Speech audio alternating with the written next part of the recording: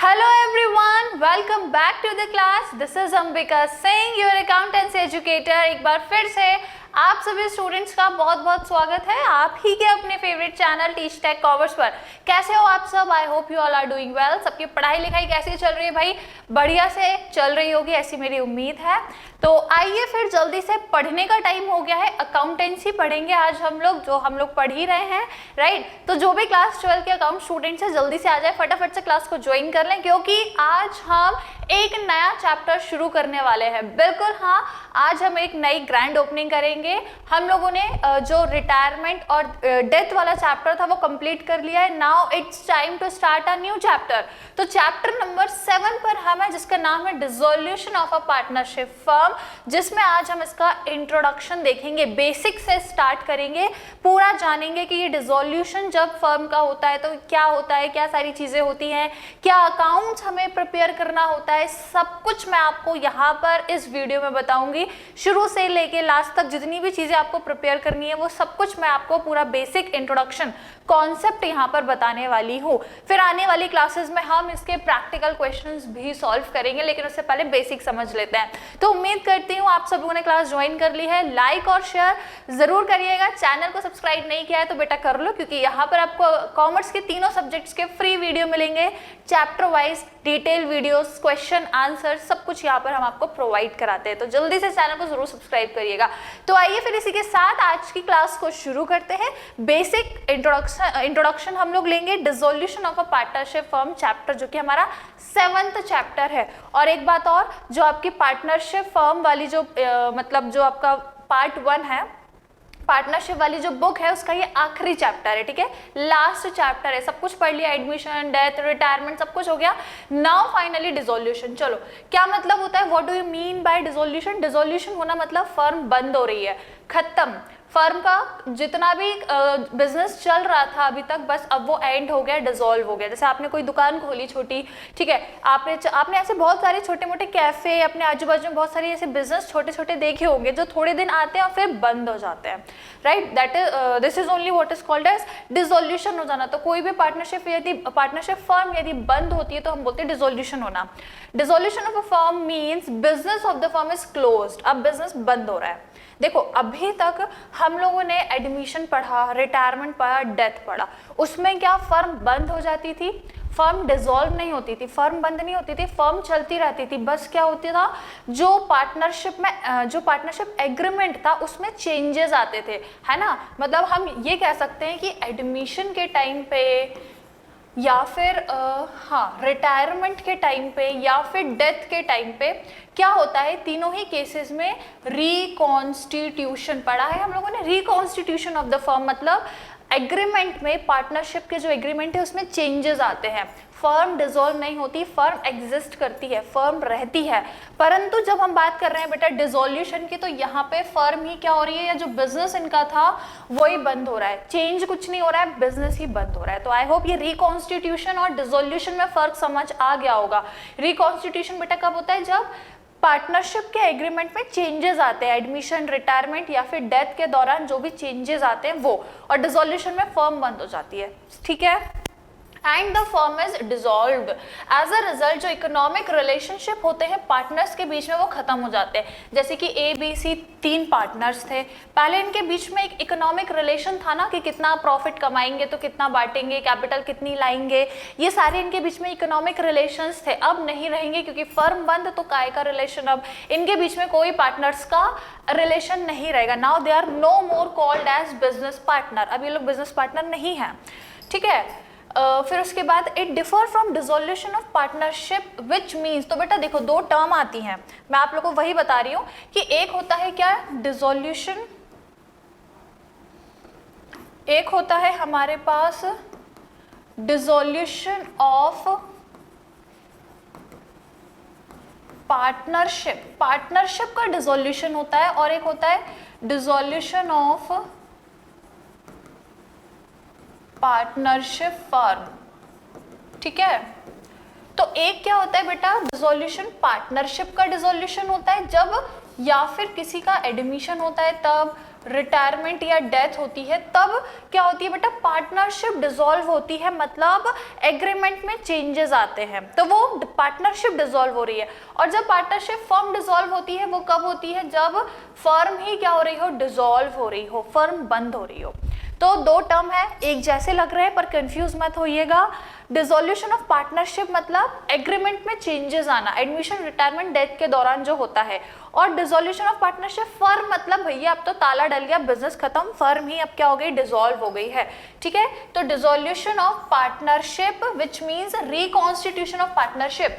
यदि partnership dissolve हो रही है तो मतलब चेंजेस आ रहे हैं पार्टनरशिप में, ठीक है। फर्म तो कंटिन्यू रहती है, लेकिन यदि पार्टनरशिप फर्म ही डिसॉल्व हो गई तो फिर सब कुछ खत्म, ठीक है। Now in dissolution of firm, asset of firm are realised and outside liabilities and loan by partner और पार्टनर्स आर पेड। अब देखो भाई, कोई भी बिजनेस खोल लिया, चला थोड़े बहुत दिन, आपने उसको बाद में जाके बंद कर दिया, तो बंद करना इतना आसान नहीं होता है कि आपने बोला और बस ताला डाल के आप गोल हो गए, गायब हो गए, ऐसा नहीं है भाई साहब, है ना।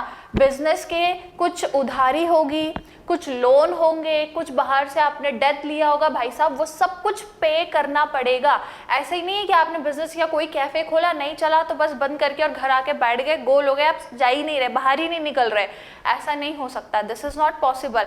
तो जब भी डिसोल्यूशन करना है तो देखो, कोई भी बिजनेस है उसके पास कुछ ना कुछ एसेट होगा, जैसे कि उसकी बिल्डिंग कैफे है तो वो कैफे की छोटी सी बिल्डिंग होगी, कैफे में चेयर, टेबल, अगर कंप्यूटर वहां पे था तो, या जो भी मशीन्स थी, जो भी एसेट है, तो जो भी एसेट है उनको क्या करो, रियलाइज करो, मतलब सारे एसेट्स बेच दो, सारे एसेट्स बेच दो। क्या करेंगे अब एसेट्स का, जब आपका बिजनेस ही नहीं बचा, जब आपका कैफे ही बंद हो गया, तो अब आप उन एसेट का क्या करोगे, उस कंप्यूटर का, वो मशीन का, वो टेबल, चेयर, वो जो कैफे में जो भी चीजें, जो भी एसेट्स थे, अब उनका आप क्या करोगे, फिजिकल एसेट्स कुछ नहीं करेंगे हम, फिक्स्ड एसेट जो हमारे थे, तो अब हम उनको बेच देंगे। तो एसेट जितने भी है सबको रियलाइज कर दो। और जो भी आउटसाइड लाइबिलिटीज है बेटा, आउटसाइड लाइबिलिटीज मतलब जितना भी बाहर से आपने पैसा लोगों से लेके रखा था, लोन लिया होगा, बाहर से किसी से डेट लिया होगा, तो वो सब अब आपको पे करना पड़ेगा, है ना। पूरा हिसाब किताब खत्म करने के बाद फाइनली कोई बिजनेस डिसॉल्व होता है। ऐसा ही नहीं होता कि बस सोचा और ताला डाल के बैठ गए घर पे, ठीक है। आपके बिजनेस के जो भी एसेट है सबको बेचो, बाहर के जितने भी आपकी जितने भी पैसा आपको देना है, जितनी भी उधारी है, बैंक का लोन है, डेट है, वो सब आपको पे करना पड़ेगा। और यदि पार्टनर से कोई लोन लिया है फर्म ने, कई बार फर्म क्या करती है, पार्टनर से भी लोन लेती है, तो भाई साहब अब पार्टनर को वो लोन वापस करेगी, तो फर्म पार्टनर को वो पैसा वापस करेगी और पार्टनर्स आर पे, ठीक है। और यदि पार्टनर ने फर्म से लोन लिया है तो फर्म पार्टनर से भी वापस ले लेगी, मतलब दोनों एक दूसरे से अपना अपना लोन का पैसा वापस लेंगे। यदि फर्म ने दिया है पार्टनर को तो वो वापस ले लेगा पैसा, और यदि पार्टनर ने फर्म को दिया है तो पार्टनर वापस ले लेगा। तो जिसने भी जिससे लोन लिया है वो सब, कुल मिला के बेटा बात इतनी है कि पूरा हिसाब किताब क्लियर करना है, उसके बाद फर्म बंद होगी। Balance if any is paid to partners in settlement of their capital account including loan to partner, ठीक है। और जो भी पैसा यदि आखिरी में बच रहा है, थोड़ा बहुत, सब कुछ करने के बाद सारे एसेट बेच दिए, एसेट बेचकर आपको पैसा मिलता है ना। फर्म यही करती है, फर्म क्या करती है बेटा, अपने जो एसेट्स हैं उनको रियलाइज मतलब उनको सेल कर देती है। सेल करने के बाद फर्म को क्या मिलता है, कैश, मतलब पैसा मिलता है। उस कैश से फर्म क्या करती है बेटा, डेट पे करती है ना। जो भी उसका बाहर से आउटसाइड लाइबिलिटीज थी, आउटसाइड का जो डेट था पहले वो पे करती है। उसके बाद पार्टनर्स का यदि कोई लोन वगैरह था वो सारी चीजें क्या करती है, पे करती है।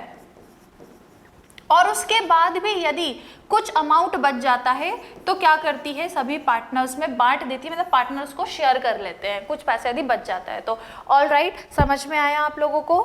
If there is a shortfall in meeting outside liability, it is made by the partners from their personal asset। अब देखो भाई, एक और जरूरी सूचना आप लोगों को दे दूं कि यदि कुछ पैसा कम पड़ गया, यदि एसेट बेच के पर्याप्त अमाउंट मिला था जिससे आपने सब लेना देना सब कंप्लीट कर लिया, उसके बाद भी कुछ यदि बचा तो वो आपने क्या किया, डिस्ट्रीब्यूट कर दिया।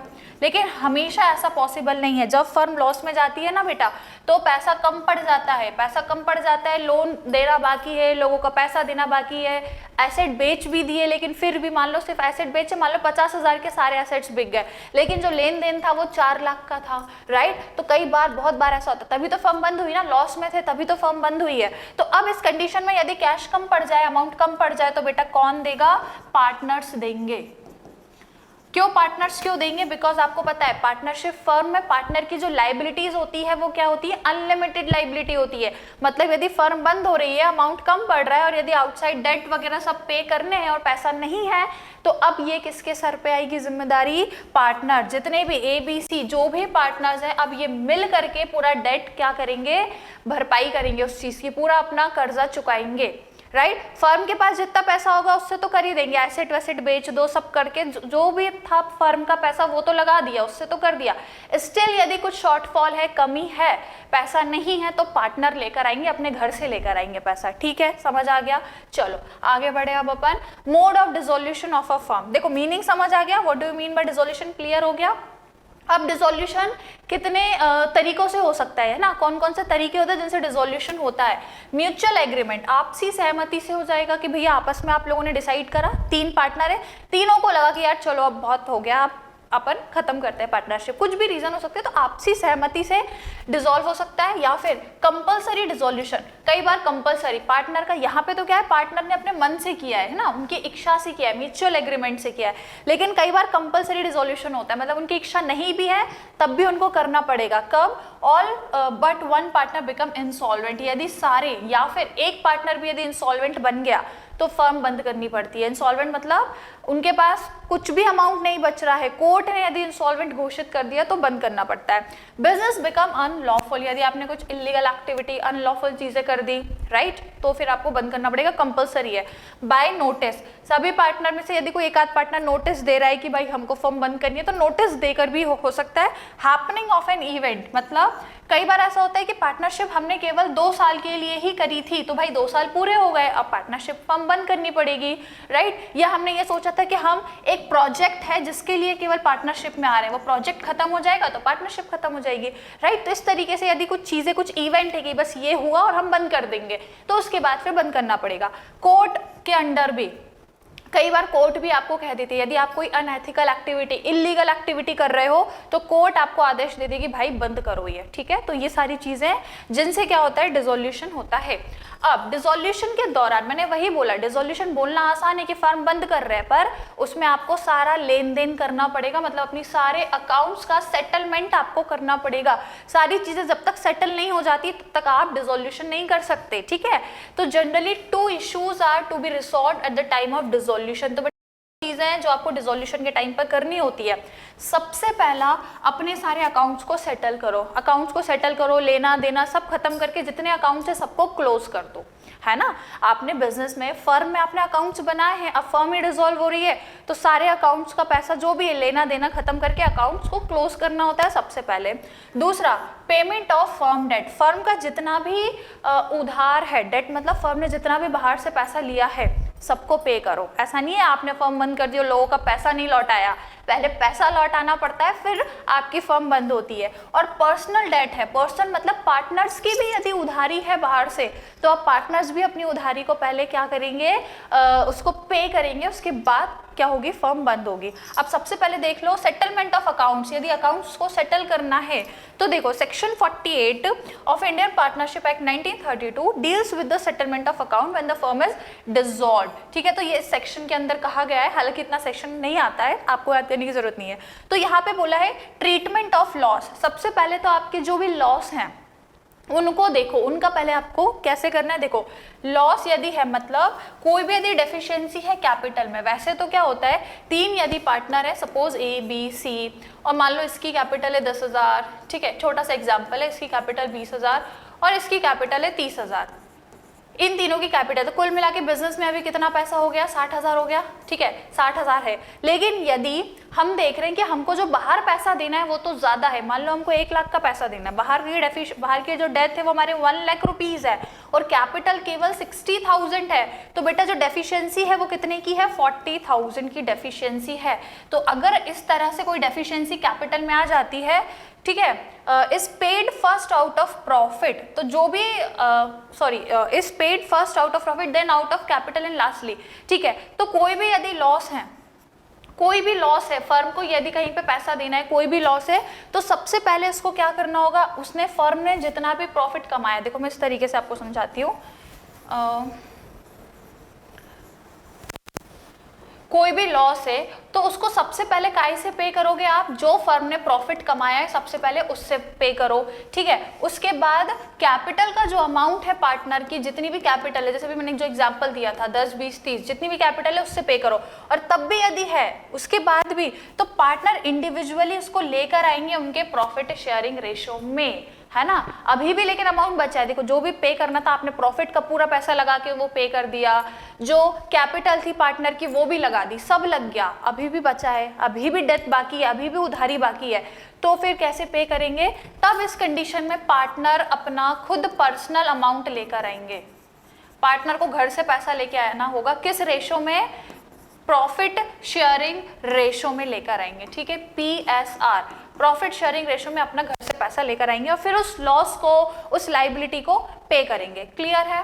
नाउ अब जो भी एसेट है, फर्म के पास दो ही चीजें होती हैं, एक तो लाइबिलिटीज होती है, एक एसेट होती है। अब लाइबिलिटी तो आपने पे कर दी, है ना, जो भी हम सेटलमेंट कर रहे हैं अकाउंट का, उसमें हमारे पास क्या है? दो चीजें, एक तो लाइबिलिटी है, लाइबिलिटी पे कर दी। लाइबिलिटी मतलब जो भी बाहर आपको पैसा देना है, कैसे पे करा? सबसे पहले तो अपना प्रॉफिट जो कमाया था वो दे दिया, कैपिटल का पैसा दे दिया। स्टिल यदि कुछ रह गया तो आप पार्टनर घर से भी पैसा लेकर आएंगे और वो पूरा डेट पे करेंगे, पूरी लाइबिलिटी पे करेंगे। ये हो गया सेटलमेंट लाइबिलिटीज का। अब एसेट्स का कैसे करेंगे? अब एसेट्स भी तो बचे हैं, तो अब एसेट्स का क्या करना है? Asset of the firm including amount contributed by the partner to meet their deficiency of capital applied in the. तो अब फर्म के बेटा जितने भी एसेट्स हैं उनका क्या करना है? लाइबिलिटी का तो समझ आ गया, पे हो जाएगी। अब एसेट का क्या करेंगे? और जो भी पार्टनर ने अमाउंट लेकर आए हैं, पार्टनर जो भी अमाउंट लेकर आए थे, पार्टनर का जो भी अमाउंट है वो जो आया था, कौन सा अमाउंट? देखो यहाँ पे जो मैंने बताया था ना, प्रॉफिट से पैसा दे दिया, कैपिटल से दे दिया। अब जो partner personally profit sharing ratio में जो अमाउंट लेकर आए हैं, इस अमाउंट का क्या करना है वो मैं बता रही हूँ, ठीक है। लाइबिलिटी तो पे कर दिया, स्टिल यदि बचा है तो अब इसका क्या करना है? तो देखो सबसे पहले in paying firm debt to the third party. भाई सबसे पहला काम देखो, ये सीक्वेंस में ही है, इसको ऊपर नीचे नहीं करने चाहिए। ABCD जो 4 पॉइंट है सीक्वेंस में ही रहेंगे कि फर्म का जो एसेट है या पार्टनर का जो अमाउंट है उससे क्या करना है। तो एसेट को क्या करो? बेच दो, सेल कर दो, और सेल करने से जो पैसा आएगा उससे क्या करोगे? उससे सबसे पहले तो ये करोगे। समझ आ गया? एसेट सेल करने के बाद जो अमाउंट आया या पार्टनर जो पैसा लाया उससे सबसे पहले क्या करोगे? फर्म का जो भी बाहर का डेट है, बाहर का समझ रहे हो? बाहर का मतलब बैंक का, आउटसाइड पार्टी मतलब जो बाहर की है, बैंक से कोई पैसा लिया था या किसी फाइनेंशियल इंस्टीट्यूट से आपने अमाउंट रेज किया था, कहीं से भी बाहर से पैसा लाए तो भैया पहले बाहर वाला को दो, है ना, पहले बाहर वालों का देंगे। दूसरे नंबर पे किसको देंगे? In paying to each partner ratably what is due to him on account of loan और एडवांस। उसके बाद हम किसका देंगे? फर्म ने सबसे पहले तो बाहर वालों से जो लोन लिया वो पे करेगी। दूसरे नंबर पे फर्म ने यदि पार्टनर से लोन लिया है तो अब पहले उनका लोन दूसरे नंबर पे किया जाता है, ठीक है। लोन बाय पार्टनर दूसरे नंबर पे है। तीसरे नंबर पे क्या पे करना है? In paying to each partner ratably what is due to him on account of capital. उनकी कैपिटल का जो अमाउंट है अब वो पे किया जाएगा तीसरे नंबर पे। और चौथे नंबर पे residue if any is distributed among the partner in the profit sharing ratio. और तब भी यदि कोई अमाउंट बच जाता है तो पार्टनर्स में प्रॉफिट शेयरिंग रेशो में उसको बांट देते हैं, डिस्ट्रीब्यूट करते हैं। क्लियर हुआ? एक बार और देखो, जो भी आपके पास अमाउंट है, एसेट को बेचने के बाद जो भी पैसा है उसको बेटा सबसे पहले क्या करोगे? बाहर वालों को दोगे।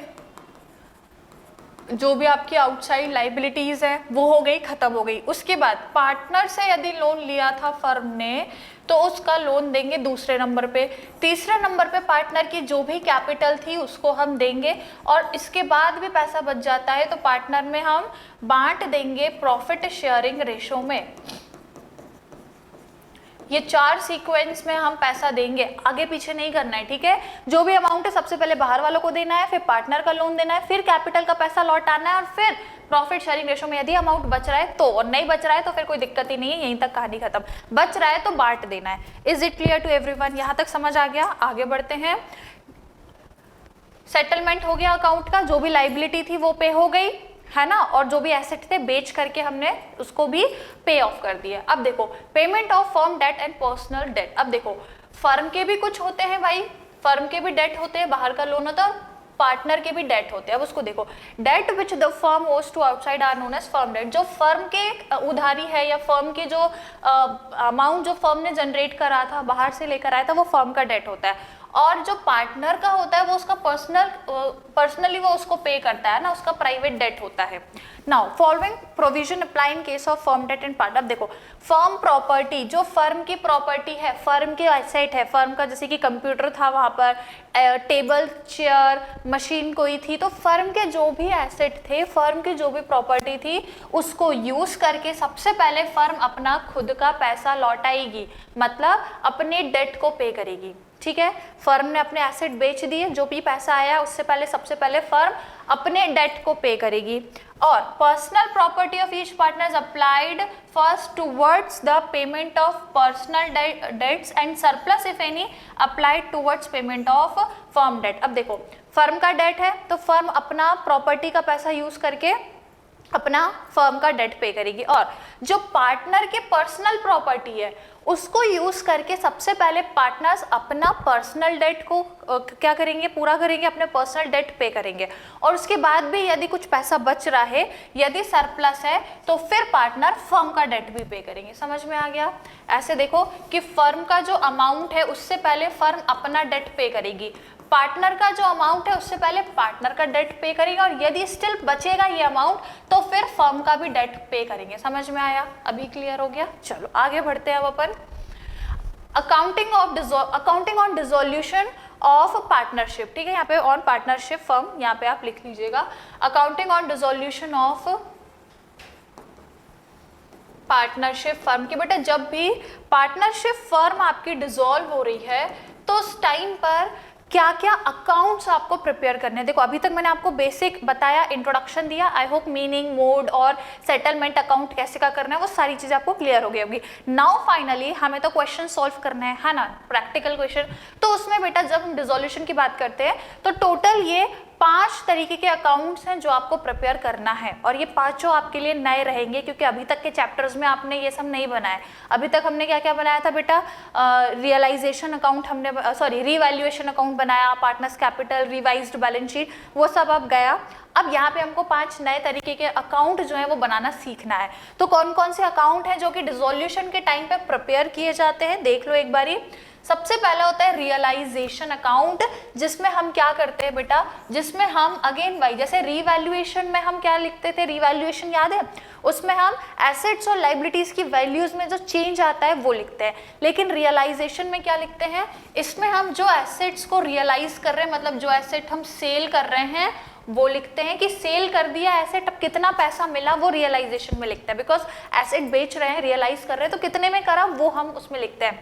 और जो लाइबिलिटीज आपने पे करी हैं, तो कितने में कौन सी लाइबिलिटी पे करी है वो हम लिखते हैं। ठीक है, काम यहाँ पे वही है, एसेट और लाइबिलिटी के बारे में लिखना है, लेकिन जो एसेट बेच रहे हैं कितने में रियलाइज करा वो लिखते हैं, जो लाइबिलिटीज पे करी कितने में पे करी वो लिखते हैं रियलाइजेशन अकाउंट में। देखो ये नया अकाउंट अब हम सीखेंगे, है ना। उसके बाद सेकेंड हम अकाउंट बनाते हैं लोन बाय पार्टनर अकाउंट। यदि फर्म ने पार्टनर से लोन लिया है, ठीक है, फर्म ने यदि पार्टनर से लोन लिया है तो आपको पता है ये फर्म बंद होती है तो फर्म को वो लोन लौटाना पड़ेगा, तो उसके लिए उसका अकाउंट बनाएंगे हम। फिर loan by firm to partner account. अब क्या किया है फर्म ने पार्टनर को loan by partner to firm, अब loan by firm to partner. अब फर्म ने क्या किया है, पार्टनर से लोन लिया है, ठीक है, तो हम कह सकते हैं पार्टनर ने किसको लोन दिया है, यहाँ पे फर्म को लोन दिया है, या तो पार्टनर ने लोन लिया है या पार्टनर ने फर्म को लोन दिया, दोनों एक दूसरे को लोन दे सकते हैं, ठीक है, तो उसका अकाउंट बनेगा। फिर उसके बाद पार्टनर्स का कैपिटल अकाउंट बनाते हैं, लास्ट में बैंक या फिर कैश अकाउंट हम बनाते हैं। तो ये 5 अकाउंट है जो हमें प्रिपेयर करना है इस पर्टिकुलर पूरे चैप्टर में। अब देखो इस पर्टिकुलर क्लास में अभी थोड़ा सा टाइम है तो हम ये चारों अकाउंट समझ लेते हैं। ये क्योंकि बेटा थोड़ा सा लेंदी कॉन्सेप्ट है, ये नई चीज़ है, इसमें जर्नल एंट्रीज भी बहुत पूछी जाती हैं और इसका पूरा प्रॉपर फॉर्मेट होता है, तो इसके लिए मैं आपको अगली क्लास लेकर आऊँगी। जस्ट इसके बाद नेक्स्ट क्लास जो रहेगी उसमें मैं आपको रियलाइजेशन अकाउंट पढ़ाऊँगी। आज मैं आपको ये चारों अकाउंट समझा दे रही हूँ, ठीक है, क्योंकि ये चारों छोटे छोटे से हैं, ये तो अभी मैं बता देती हूँ, ये थोड़ा सा लेंदी कॉन्सेप्ट है तो इसको हम अगली क्लास में कवर करेंगे। प्रॉपर रियलाइजेशन अकाउंट वाली क्लास लेकर आऊँगी जिसमें केवल ये बनाना सिखाऊंगी मैं आपको, क्लियर। अभी ये चारों देख लेते हैं। चलो, तो लोन बाय पार्टनर अकाउंट सबसे पहला है, सेकेंड पॉइंट है, ठीक है। फर्स्ट है रियलाइजेशन, जो हम नेक्स्ट क्लास में देखेंगे। देखो, loan by partner to firm is not an outside liability, ठीक है। देखो, आपने मतलब फर्म ने क्या किया है, फर्म ने पार्टनर से लोन लिया है, मैं ऐसे लिख देती हूँ, लिया है। फर्म ने यदि लिया है पार्टनर से लोन, तो ये कोई बाहर की लाइबिलिटी तो नहीं है, क्योंकि पार्टनर तो फर्म के अंदर का ही है ना, पार्टनर तो फर्म का ही है। बाहर के तो कौन होते हैं, बैंक होते हैं, या कोई आपका कोई रिलेटिव है, कोई फ्रेंड है, तो वो सब बाहर के लोग, हो फ्रेंड हो, बाहर वालों से पैसा वो बाहर वाले ही होते हैं, ठीक है। पार्टनर का जो लोन है वो बाहर वाला नहीं है, वो इनसाइड लाइबिलिटी है। तो partnership act 1932 paid after payment of, हाँ तो देखो पार्टनरशिप एक्ट में ये लिखा गया है कि पहले क्या करना है, बाहर की लाइबिलिटी पे करना है ना, paid after payment of outside liability but before repayment of capital. देखो, मैंने यहाँ पे आपको ये चीज बताई है कि पार्टनर का जो लोन होता है वो बाहर वालों का पैसा देने के बाद पे करना है, लेकिन कैपिटल के पहले पे करना है, सीक्वेंस गड़बड़ नहीं करना, ठीक है। पार्टनर का लोन बाहर वालों की लाइबिलिटी पे करने के बाद, लेकिन उनकी जो पार्टनर की कैपिटल है वो लौटाने के पहले इनका लोन हमें रीपे करना पड़ता है, ठीक है। तो इसको हम रियलाइज नहीं करते हैं ना, ये कोई रियलाइजेशन अकाउंट में नहीं जाता, इसको हम पे करते हैं। ये रियलाइजेशन अकाउंट में ये चारों चीजें आपकी नहीं जाती हैं। कौन कौन सी, ये जो मैंने यहाँ पे बताई थी ना, ये सब रियलाइजेशन अकाउंट में नहीं जाएगा आपका, ये सब आपको पे करना होता है, क्लियर। हाँ, तो क्या नहीं जाएगा आपका, लोन बाय पार्टनर जो है वो रियलाइजेशन में नहीं जाएगा। तो अगर क्या किया है, the partner who has given loan to the firm, सबसे पहले आप देखो इसकी अलग अलग कंडीशंस होती हैं। सबसे पहली कंडीशन है accept lesser amount than the loan. अब ऐसा हो सकता है कि मान लो पार्टनर ने 1 लाख का लोन दिया होगा, है ना, for example Shweta accepted 75,000 against her loan of 1 lakh, 25 will be. अब देखो, ऐसा हो सकता है कि एक पार्टनर है जिसने फर्म को 1 लाख दिया था, लेकिन वो केवल 75,000 ही ले रहा है, क्योंकि कई बार होता है लॉस हो गया, फर्म बंद हो रही है, फर्म के पास उतना पैसा नहीं होगा, तो पार्टनर ने तो 1 लाख का लोन दिया था, लेकिन फर्म उसको केवल 75,000 ही दे रही है। यही लिखा है कि जो पार्टनर है वो एक्सेप्ट क्या कर रहा है, lesser amount than the loan amount. Loan amount 1 lakh था, लेकिन वो केवल 75,000 ही एक्सेप्ट कर रहा है, उतना ही उसको मिल रहा है। तो वो उतने बोले चलो ठीक है यार, अब कुछ नहीं से तो एटलीस्ट कुछ तो मिल रहा है, 1 लाख नहीं मिले उससे अच्छा 75,000 ही मिल जाए, राइट। तो वो जो नहीं मिला, वो जो 25,000 नहीं मिला, उसको कहाँ पे ट्रांसफर करोगे, रियलाइजेशन अकाउंट में ट्रांसफर कर दोगे, क्लियर। और एंट्री क्या होगी, लोन बाय स्वाति अकाउंट, जो भी पार्टनर का लोन था वो पूरा अमाउंट, पे कितना किया वो कैश या बैंक अकाउंट में आएगा 75,000, जो नहीं किया वो रियलाइजेशन अकाउंट में जाएगा 25,000, क्लियर। एंट्रीज याद रखना बेटा, इस चैप्टर से जर्नल एंट्री हमेशा 100% क्वेश्चन में आती है, इंपॉर्टेंट है पेपर में, ठीक है। बोर्ड्स के पेपर में आपको 100% इस चैप्टर से जर्नल एंट्री देखने को मिलेगी। चलो, पहली कंडीशन ये थी। अब दूसरी condition, accept a recorded asset in settlement of a loan account. कई बार ये होता है कि लोन का जो पैसा था उसके बदले फर्म उसको उतने का कोई एसेट पकड़ा देती है। जैसे कि कोई पार्टनर था जिसने 50,000 का एक एसेट ले लिया और उसका 60,000 का अमाउंट था लोन का, मतलब 60,000 उसने लोन दिया था, लेकिन फर्म उसको 60,000 नहीं देके 50,000 का एक एसेट दे रही है, ठीक है भैया, वो भी चल जाएगा, कोई दिक्कत नहीं है ना। इसके लिए एंट्री क्या करेंगे, लोन बाय नरेश, जो भी पार्टनर था उसको debit to realisation account. Realisation क्यों लिख रहे हैं हम यहाँ पे, क्योंकि बेटा जो भी एसेट फर्म दे रही है उस एसेट को हमें क्या करना होता है, रियलाइजेशन, उसको रियलाइज करना होता है ना। जब हम डिसोल्यूशन करते हैं तो सारे एसेट रियलाइज हो जाते हैं, तो आप वो जो एसेट था उसको बेचते और बेच करके भी तो लोगों का पैसा चुकाते, इससे अच्छा वो एसेट ही उनको पकड़ा दो, है ना। कई बार आपने देखा होगा कि जब हम किसी को पैसा नहीं दे पाते तो हम जो भी चीज़ें गिरवी रखते हैं वो चीज़ें फिर उसकी हो जाती है कि आप पैसा नहीं दे पाए तो वो जो एसेट था वो उसी का हो गया। सेम चीज़ यहाँ पर भी है, जो भी एसेट था 60,000 का, सॉरी 50,000 का, वो फर्म बेचती और फिर पैसा लौटाती, इससे अच्छा वो एसेट ही उसने उसको दे दिया। तो यहाँ से फर्म का क्या हो गया, 2 काम हो गए ना। पहला क्या, एक तो एसेट का एसेट रियलाइज हो गया, और दूसरा क्या हो गया, जो लाइबिलिटी थी, जो लोन था वो भी पे हो गया। तो एक तीर से 2 निशान लग गए। एक तीर से 2 निशान कैसे, एक तो आपने अपना एसेट भी रियलाइज कर लिया, दूसरा जो लोन देना था, जो लाइबिलिटी थी वो भी पे कर दी, तो एसेट भी रियलाइज हो गया, लाइबिलिटी भी पे हो गई। एक तीर से दो निशान लग गए, राइट। अब सेकंड देखिए, accept an unrecorded asset in settlement of. अब एक ऐसा एसेट था जो आपकी बुक्स में रिकॉर्ड नहीं था, अनरिकॉर्डेड एसेट था। तो इस केस में मानो एक पार्टनर है जिसने क्या किया है, एक एसेट एक्सेप्ट किया है 75,000 का, अगेंस्ट जो कि लोन अमाउंट कितना था 70,000। 70,000 लोन अमाउंट था, लेकिन उसने 75,000 एक्सेप्ट किया है, सही बोल रही हूँ मैं? हाँ, 75,000 का एक एसेट एक्सेप्ट करा है। तो हम एंट्री क्या करेंगे, जितने का लोन था बस उतने की एंट्री करेंगे, भले उसने कितने का ही एसेट एक्सेप्ट किया, लोन कितने का था वो हमारे लिए इंपॉर्टेंट है, ठीक है। To realisation 70,000। क्लियर, समझ में आ गया? कई बार ऐसा होता है कि कम का एसेट दे दिया, एग्जैक्ट सेम एसेट तो होगा नहीं कि भाई 70,000 का लोन था तो 70,000 का एसेट ढूंढ के लाओ, ऊपर नीचे अमाउंट चल जाएगा, ठीक है। अब आ जाओ नेक्स्ट, एक्सेप्ट एन अनरिकॉर्डेड और recorded asset in part settlement of loan. अब भाई आधा सेटलमेंट हुआ है लोन का, पूरा नहीं, और वो भी कैसे, कुछ एसेट एक्सेप्ट करके। अब जैसे एग्जांपल दिया है कि इसने क्या किया है, जो योगेश है इसका लोन का अमाउंट था 1 लाख, लेकिन उसने 70,000 का एक एसेट एक्सेप्ट करा है और बाकी के पैसे उसको नहीं दिए, केवल 1 लाख में से 70,000 दिए, वो भी एक एसेट देकर 70,000 का, और 30,000 पे नहीं हुआ है। एंट्री क्या करेंगे, लोन बाय योगेश, वो तो 1 लाख था। टू रियलाइजेशन, रियलाइजेशन मतलब हमने कितना पे किया हो, तो हमने 70 पे किया, और जो नहीं, एक मिनट, अच्छा जो पे किया है वो हम कैश में कर रहे हैं शायद, है ना, इन पार्ट लोन। अच्छा अब समझ में आया। तो देखो यहाँ पे बोला है कि जितना भी पैसा था उसमें से कुछ अमाउंट के लिए एसेट दे दिया, कुछ अमाउंट कैश में दे दिया। यहाँ पे ये बोला गया कि यदि 1 लाख का लोन था तो उसमें से 70,000 का आपने एसेट दे दिया, तो वो एसेट रियलाइज हो गया, तो रियलाइजेशन अकाउंट के नाम से लिखेंगे, और 30,000 बचे वो आपने कैश में पे करे, ठीक है। कुछ अमाउंट के लिए एसेट देना, कुछ अमाउंट के लिए कैश दे दिया, तो इस तरीके से आपको एंट्री करनी है। नेक्स्ट आइए, थर्ड अकाउंट क्या बनता है, loan by firm to partner. अब यहाँ पर क्या हो रहा है बेटा, पार्टनर ने फर्म को लोन दिया था, तो यदि पार्टनर फर्म को लोन देती है तो इस कंडीशन में क्या होता है, loan to partner is an asset. अब यदि फर्म ने, जो आपकी फर्म थी, फर्म ने क्या किया था, पार्टनर को लोन दिया था, है ना, तो भाई अब आप फर्म ने पार्टनर को लोन दिया था तो फर्म क्या करेगी, वो भी तो वापस लेगी, और यदि वो कोई अमाउंट वापस ले रही है तो वो उसके लिए क्या है, एसेट है, कि हमको वो पैसा वापस मिलेगा, तो वो एसेट है। तो balance in the loan to a partner account is received, तो जो भी लोन का पैसा है वो फर्म को मिलेगा।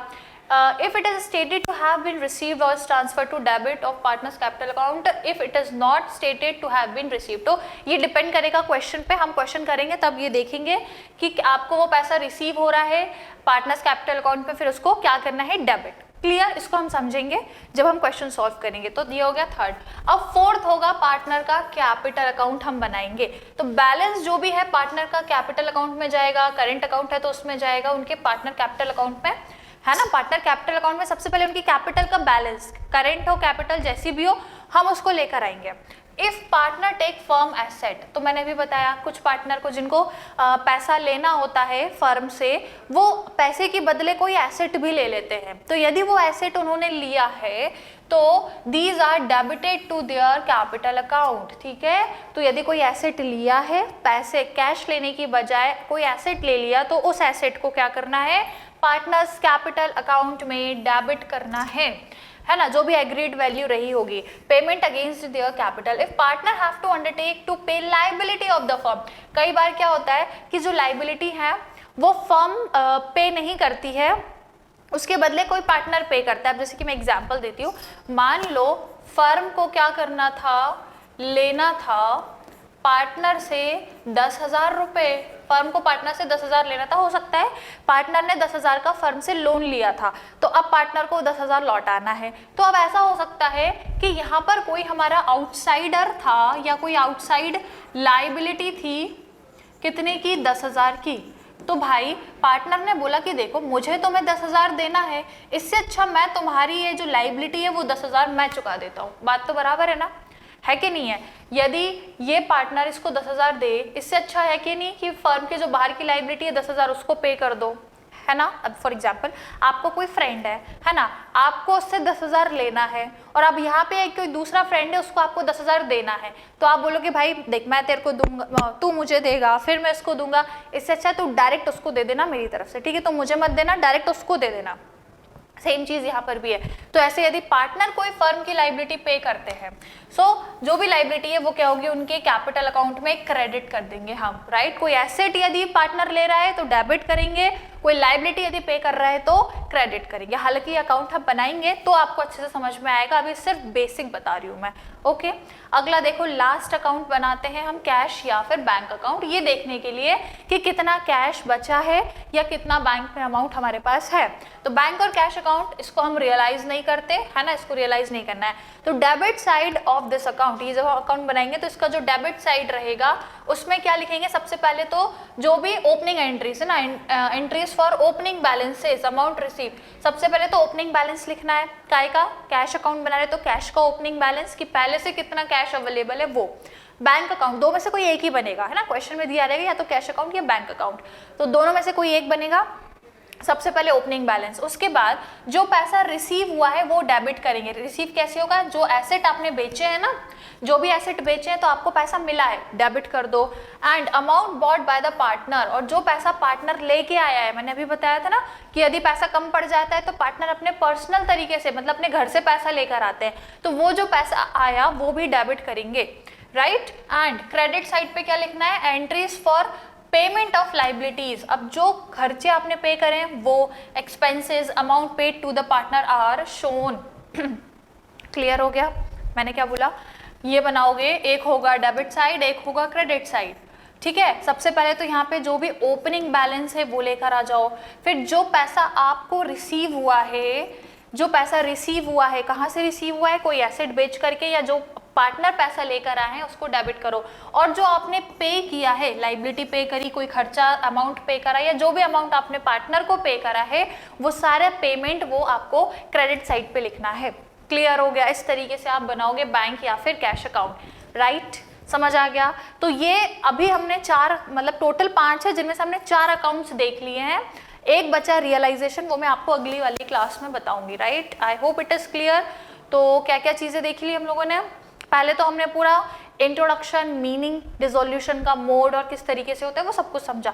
उसके बाद जो 5 अकाउंट बनते हैं वो ये होते हैं, जिसमें से ये 4 आज हमने पढ़ ली, इसको अगली क्लास में कवर करेंगे, ओके। तो सबसे पहले देखा लोन, जो पार्टनर से क्या किया है, फर्म ने लिया है ना, बाय दिया, तो जो पार्टनर से फर्म ने लोन लिया है उसके लिए सारी चीजें। अब फर्म वो लोन जरूरी नहीं है पूरा पे करे, कभी थोड़ा पे करती है, कुछ नहीं करती है, थोड़ा बहुत, या उसके बदले कोई एसेट देती है, या उसको सेटल करने के लिए कुछ अमाउंट का एसेट दे देती है, कुछ अमाउंट का कैश दे देती है।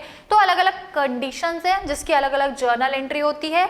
हम क्वेश्चंस भी करेंगे तब आपको और अच्छे से समझ में आ जाएगा। और हाँ, एग्जाम में ये बहुत बार जर्नल एंट्रीज आती है, हर बार आती है, ठीक है, तो इसको जरूर अच्छे से करिएगा। देन लोन बाय फर्म, ये आपने देख लिया, ये सारी चीजें आई होप आप लोगों को क्लियर हो गई होगी। तो आज केवल मुझे बेसिक बताना था, एक कॉन्सेप्ट की आपको क्लियरिटी बतानी थी, तो आई होप ये चीज़ें क्लियर हो गई होगी। नेक्स्ट क्लास से अब हम लोग, हाँ, पहले तो रियलाइजेशन अकाउंट पढ़ेंगे, उसके बाद हम क्वेश्चंस भी सॉल्व करेंगे। तो बस मिलते हैं फिर नेक्स्ट क्लास। तरीके से बने रहिएगा, चैनल से जुड़े रहिएगा, लाइक, शेयर एंड सब्सक्राइब जरूर करें। मिलेंगे बेटा अगली क्लास में, तब तक ध्यान रखो, पढ़ते रहो, मस्त रहिए, खुश रहिए। Bye bye and keep learning.